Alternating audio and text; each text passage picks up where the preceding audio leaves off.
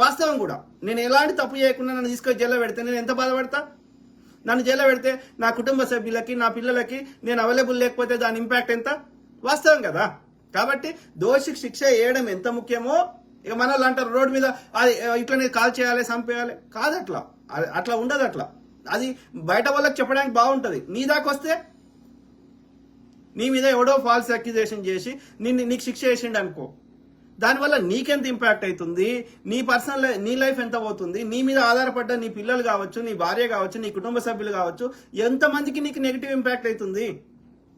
అందుకే కోర్టు కేసులు మెల్లగా జరుగుతాయి, ఇరుపక్షాల వాదనలు వినడం జరుగుతుంది. కొన్ని సివిల్ కేసులు అయితే మీరు బయట సెటిల్ చేసుకోమని చెప్తారు. ఎందుకంటే ఆ యొక్క ఏది ఒక అడల్ట్ గా ఒక ఎదిగిన వ్యక్తిగా, కొంచెం ఇండిపెండెంట్ గా ఆలోచించే వ్యక్తిగా నీ సమస్యను నువ్వు ఒక సామరస్యంగా పరిష్కరించుకోవడానికి అవకాశం ఉంటుంది. ఇవన్నీ కాదు అంటే అప్పుడు